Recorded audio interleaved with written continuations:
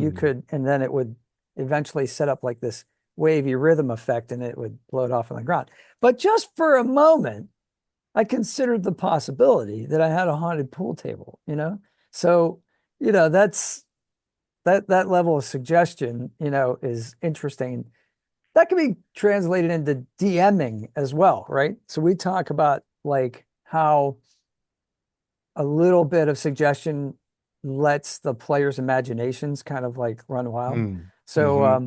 so it's similar to like your book with the fleshing out of the backgrounds of characters. You can say like a sentence that's like, I don't know what's a good one I used last night was something about a criminal background, they want to pull off the perfect job. It doesn't say anything about the job. That's left up to the player to elaborate on. So is it a casino job? Is it a bank job? Is it a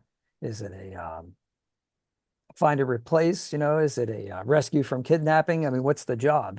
So I just think it's amazing how much of what we do with Dungeons and Dragons is really the igniting of people's imaginations and letting them tell the story in their head. And writing the compendium really helped me focus in on that of like, what is the right level of detail?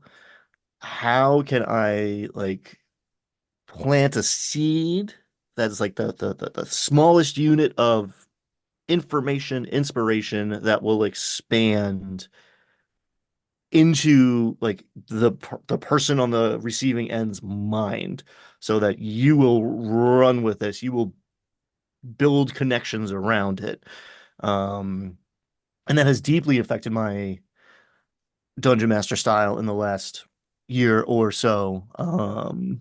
Drew me towards Dolmenwood. Dolmenwood is a great example of that, Yeah, of just like the like three descriptive words. They're almost always adjectives, but like three or four good words is better than three or four paragraphs by a long shot. Same thing with rune descriptions, same thing with character descriptions, NPCs, whatever. sure. So I've been essentially doing less for a long time now, and it works. And now, especially last night, I'm getting better and better at being comfortable doing less because it feels like as the dungeon master, it's your job to fill the space, Right. drive the action, set the pace.